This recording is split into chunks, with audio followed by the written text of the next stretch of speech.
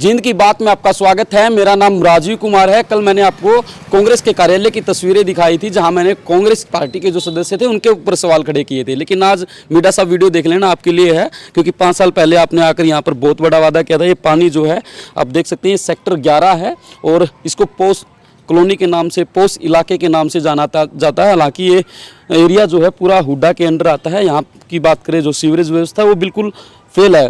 Chairman साहब भी आए थे, यहाँ चुनाव लड़ा था तब, तो वीडियो को जरा ध्यान से देख लेना, क्योंकि आगे भी वोट मांगने के लिए आना है। क्योंकि अभी विधानसभा का चुनाव भी, और मीटर की तस्वीरें भी आप साफ तौर पर देख रहे होंगे, क्योंकि पानी तो यहाँ भरता ही है और नॉर्मल सी बात है, कभी भी करंट भी आ सकता है। तो आसपास में जो बच्चे भी रहते होंगे और उनको भी काफ़ी समस्याएं जो है वो होती हैं। पार्क इसलिए बनाए जाते हैं ताकि आसपास के जो लोग हैं वो शाम के समय, सुबह विचरण कर सकें, यानी कि घूम सकें। और इसलिए ये पार्क बनाए जाते हैं ताकि लोग अपनी सेहत के साथ भी अच्छे से रहें। लेकिन ये पार्क जो बनाए गए, ये कहीं ना कहीं सेक्टर 11 की बात करें तो लोगों के लिए मुसीबत का सबब जो है जरूर। तस्वीरें आप देख सकते हैं, जो दीवार है पार्क की वो टूटी हुई है। यहाँ के जो लोग हैं उनका ये कहना है कि ये पार्क कम गौशाला ज़्यादा नज़र आती है, क्योंकि सारा दिन यहाँ पर जो गौएं हैं, जो आवारा पशु हैं, वो अंदर बैठे रहते हैं। कॉलोनी के कुछ लोग हैं, उनसे जानने का प्रयास करेंगे कि कितनी समस्या है, कब से समस्या है और कौन कौन यहाँ पर आ चुका है, वोट मांगने कौन कौन आता है और कितने लोग, कितने नेता यहाँ आकर आश्वासन दे चुके। क्या नाम आपका? मेरा नाम चिराग है। चिराग, कब से ये दिक्कतें हैं और इतनी बड़ी दिक्कतें हैं, क्योंकि आप लोग तो यहाँ रहते हैं, हर रोज़ इस चीज़ को सहन भी करते होंगे, समस्याएं कितनी होती है? मन नहीं करता कि एक बार इकट्ठे होके किसी के पास जाएं, उनके सामने समस्या रखें ताकि सोल्व हो सके? सर, समस्या रखने के लिए तो हमने 2021 में 22 में नगर निगम के अंदर हमने एप्लीकेशन दे दी थी, और उन्होंने कहा था, उन्होंने भी आश्वासन दिया था कि ये चीज़ जल्दी से जल्दी हम सॉल्व आउट कर देंगे। बट ग्राउंड पे आप हो, आपको भी पता है कि यहाँ पे खड़े होना कितना दुर्भर हो रहा है। ठीक है, बदबू इतनी है, सीवरेज का सारा ओवरफ्लो पार्क के अंदर में जा रहा है, कोई सुनवाई नहीं। पीडब्ल्यूडी के पास में जाए तो वो हुड्डा को भेज देंगे, हुड्डा के पास में जाएंगे जी निगम के पास में चले जाओ। तो ये महकमे टू महकमे, जो आपने कभी पहले आप कार्टून देखते थे, ऑफिस आता था, आजकल वो ऑफिस खेलने का हो रहा है हमारे साथ। तो कहाँ शिकायत दे चुके हैं अभी तक? हमने निगम के साथ दे दी और डी साहब से भी हम मिले हैं, और डी साहब ने आश्वासन ही दिया है कि ठीक है, हम इस जल्दी से जल्दी इस चीज़ को ख़त्म करवाएंगे। अंकल जी, आप तो बुजुर्ग हैं, काफ़ी लंबे समय से यहाँ रह रहे होंगे जी। कब से ये समस्या है? और आप तो बड़े नेताओं को भी जानते होंगे, वोट मांगने भी आते होंगे, किस तरीके का? 2021 से दीवारें गिरी पड़ी हैं बेटा। 2021 से ही हम लगे हुए हैं, मगर कोई सुधार नहीं हो रहा हमारे पार्क का। इतना बुरा हाल है। अब ये देखो, सीवरेज का पानी, बारिश का पानी, सब यानी कि बह के उसमें जाता है, क्योंकि दीवारें टूटी पड़ी हैं। तो आखिरी समय कब बैठे थे पार्क में? कभी आसपास में बैठते थे? हम नहीं बैठे जी, बिल्कुल।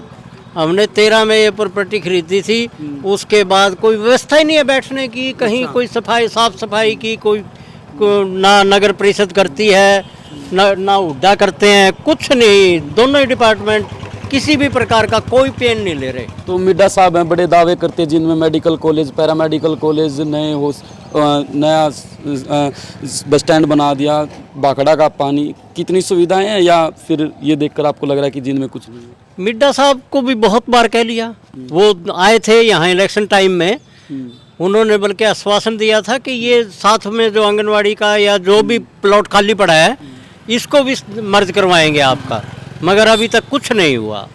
बहुत बार मिल चुके हैं, कोई किसी तरह का सॉल्यूशन नहीं हो रहा। राम राम अंकल। कब से समस्या है ये आपके पास? ये तो 7-8 साल से कम है।